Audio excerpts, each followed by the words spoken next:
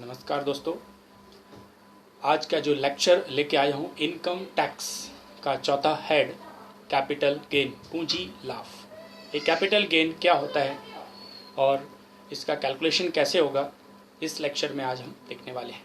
Capital gain का मतलब होता है पूंजी लाभ। इनकम टैक्स का ये चौथा हेड होता है। First income from salary, second house property, तीसरा बिजनेस एंड प्रोफेशंस और चौथा होता है कैपिटल गेन। ये भी एक महत्वपूर्ण हेड होता है जो इनकम के लिए होता है। कैपिटल गेन जब कोई स्थायी संपत्ति, चल संपत्ति, भौतिक अभौतिक किसी प्रकार की एसेट्स को जब हम खरीदते हैं और उसको कुछ समय के बाद after 1 year, after 3 years, after 5 years हस्तांतरित कर देते हैं, बेच देते हैं या सेल कर देते हैं, उस समय जो प्रतिफल प्राप्त होता है और जो उसको प्राप्त करने की लागत है, अगर प्राप्त करने की लागत कॉस्ट ऑफ एक्विजिशंस बेचने की लागत से कम है तो इस अंतर या डिफरेंस को हम कैपिटल गेन बोलेंगे। यहाँ पर कैपिटल गेन निकालने के लिए आपको ये आवश्यक जानकारी होना ज़रूरी है कि कैपिटल एसेट्स होती क्या है। तो as per income tax act 1961 section 45(1) के अनुसार जब कोई कैपिटल एसेट्स हमारे पास 1 साल से ज़्यादा या 36 मंथ से ज़्यादा रही हो, अलग अलग एसेट्स के लिए अलग अलग टाइम ड्यूरेशन होगा और उसको बेचने से हमें जो लाभ होता है वो कैपिटल एसेट्स कहलाएगा। कैपिटल एसेट्स में बिल्डिंग होती है ना, फर्नीचर होता है या मशीनरी होती है, फ्लैट होते हैं, है ना। इस टाइप से बहुत सारी चीज़ें, प्लॉट हो सकते हैं जो लंबे समय से पहले आपने खरीदे हैं और उसको बाद में बेच रहे हैं। इस प्रकार से आप कैपिटल एसेट्स डिसाइड करते हैं। गुडविल है, पेटेंट है, ये सब कैपिटल एसेट्स में आती है जो लंबे समय के लिए आपके पास है। और अगर आप बिजनेस बेच रहे हैं, कभी आपने देखा होगा कि पुराना बिजनेस जब खरीदते हैं तो उसकी एक्चुअल वैल्यू इतनी है, उससे कहीं ज़्यादा आपको पे करना होता है। तो अगर एक्स्ट्रा आप पे कर रहे हैं, इट मीन्स कहीं ना कहीं उसको जो लाभ हो रहा है बिजनेस बेचने वाले को, वो कहीं ना कहीं गुडविल के कारण हो रहा होता है। तो गुडविल एक तरह से कैपिटल एसेट्स का काम कर रही होती है। कुछ ऐसी एसेट्स होती है जिनको हम कैपिटल एसेट्स में शामिल नहीं करेंगे, जैसे आपका बिजनेस से रिलेटेड गुड्स, व्यापारिक माल। जैसे आप फर्नीचर का बिजनेस करते हैं तो फर्नीचर आपके लिए गुड्स होगा, ना कि एसेट्स। आप ज्वेलरी का बिजनेस करते हैं तो आपके लिए वो ज्वेलरी क्या होगी, गुड्स होगी, ना कि एसेट्स। अगर आपके पास घर पे कोई ज्वेलरी रखी हुई है और उसको आप सोल्ड आउट करते हैं तो वो आपके लिए कैपिटल एसेट्स होगी, लेकिन अगर वो आप बिजनेस कर रहे हैं तो आपके लिए वो गुड्स होगा, ना कि एसेट्स। इसी वजह पर्सनल यूज़ के लिए आपके पास कोई मूवेबल प्रॉपर्टीज़ होती है, एसेट्स होती है, जिसको आप पर्सनल पर्पज़ के लिए यूज़ कर रहे हैं, तो उसमें कपड़े हैं, बर्तन है ना, वाहन है, टीवी है, ये सब कैपिटल एसेट्स की डेफिनेशन में नहीं आएगी। तो आपको याद रखना होगा।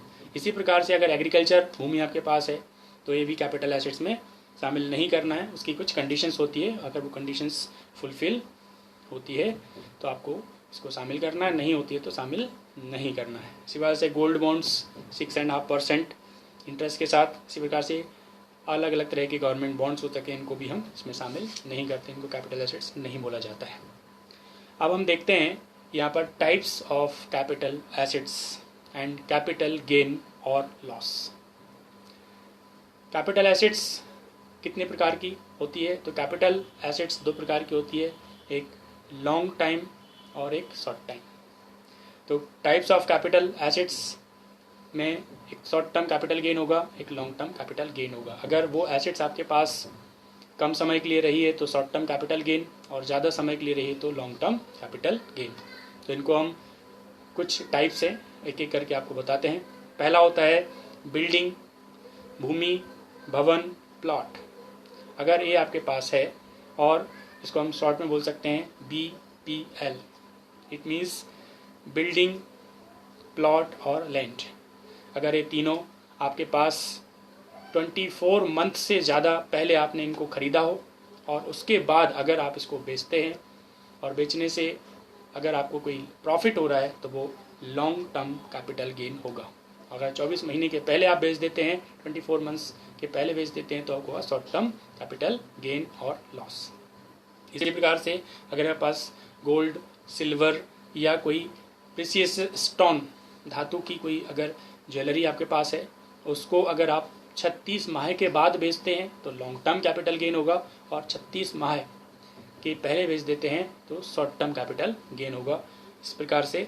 और तीसरा होता है, अगर कोई कंपनी के शेयर्स, डिवेंचर्स, अगर सिक्योरिटीज़, जो म्यूचुअल फंड्स, अगर यूनिट्स, इनको अगर 12 महीने के पहले बेचते हैं तो शॉर्ट टर्म कैपिटल गेन होगा, और 12 महीने के बाद बेचते हैं तो लॉन्ग टर्म कैपिटल गेन होता है। इसी प्रकार से अनलिस्टेड शेयर्स भी होते हैं। कभी कभी किसी कंपनी के शेयर्स स्टॉक एक्सचेंज में लिस्टेड नहीं होंगे, तो अनलिस्टेड शेयर्स अगर हैं और डेप्रिसिएबल एसेट्स अगर है, तो इनसे अगर 24 मंथ्स या इससे कम अवधि के लिए आपके पास रहा है तो शॉर्ट टर्म, और इससे ज़्यादा तो लॉन्ग टर्म कैपिटल गेन होता है।